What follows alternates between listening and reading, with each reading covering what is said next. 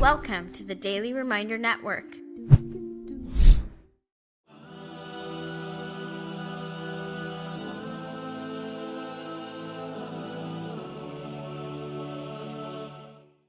There are certain things you can do that extend your life according to the Messenger ﷺ. And the chief of these actions, and on the top of the list of them is صِلَةُ الرَّحِمِ وَبِرُّ الْوَالِدَيْنِ, being good to the mother and father and upholding your family ties.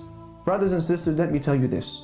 We don't have more authentic narrations from the Prophet ﷺ pertaining to the topic we are discussing now than we do about the hadith which speak about being good to the mother and father and upholding your family ties. No less than 15 authentic hadith that confirm the fact that a longer life will be given to he or she who does these two things. Our Messenger ﷺ would even say, as Imam al-Tirmidhi narrates, لا يزيد في العمر إلا البر. Nothing extends a person's life except being good to the mother and father and obeying them. Nothing. And the scholars of Islam, they say, ليس الحصر هنا على وجهه. The Prophet ﷺ is not saying it's only this. But what he means by nothing extends a person's life except bir is to emphasize that it is one of the chief things that you can do if you wish to live a longer life. Nothing extends a person's life except bir. And what is the secret here? Why is it that if I'm good to my mother and father, Allah gives me an extension in my life? There must be a secret to it. The secret is clear. It doesn't even need thought.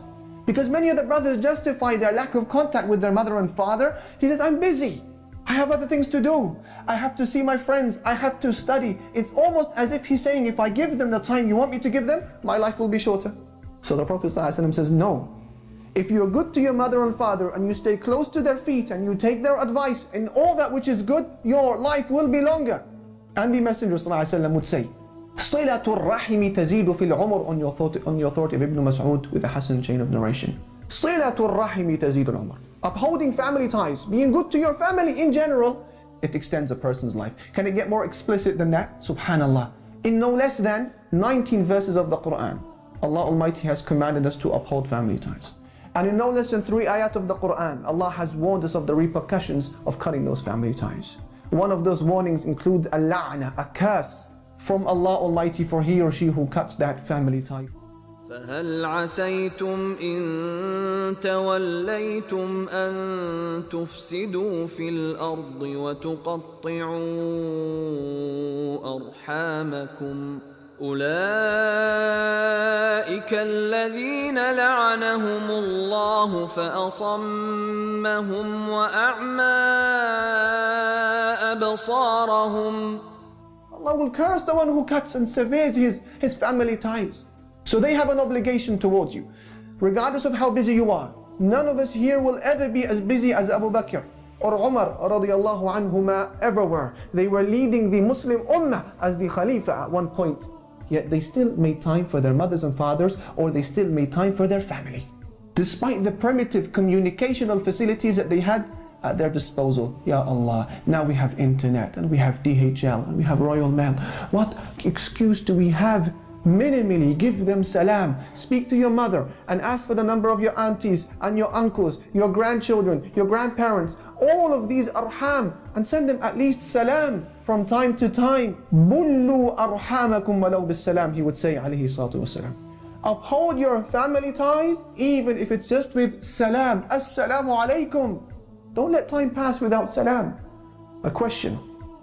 Who are the rahim? Who is the family that we are obligated to stay in good close contact with? Is it everybody who has a bit of our blood inside? Who is it? The scholars of Islam, they say it is ar-rahimul mahram.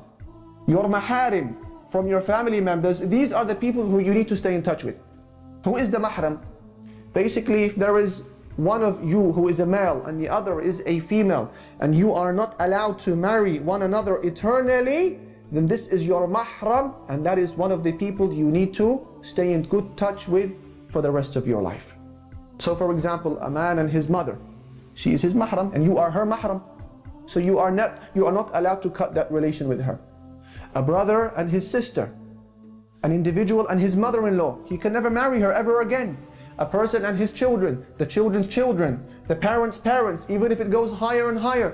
These are the people whom you are minimally obligated to stay in touch with. If I want to live a longer life by being good to my maharim, my relatives, what do I physically need to do to them?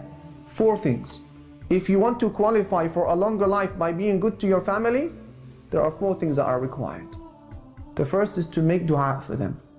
Number 2 is to give them salam minimally from time to time. Number 3, to spend on them if they are in financial need. And number 4, to ward off from them all types of evil. This is what is required upon you and I, brothers and sisters, with regards to our relatives. Your cousins, they are not your maharim. You can marry your cousin. So yes, it is preferred, yustahsan, it is recommended that you stay in good touch with them where appropriate and where decent. But the obligation is ar-rahimul mahram.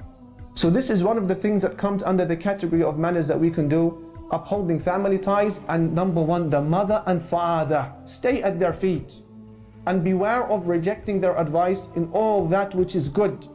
Don't think that you're going to live a shorter life by them saying to you such and such person is not good for you as a wife. No, they want the best for you. And if you obey them in that which is good, your life bi-idhnillahi ta'ala will be longer. Donate now. Go to www.thedailyreminder.org/donate and stay updated by joining our network's social links.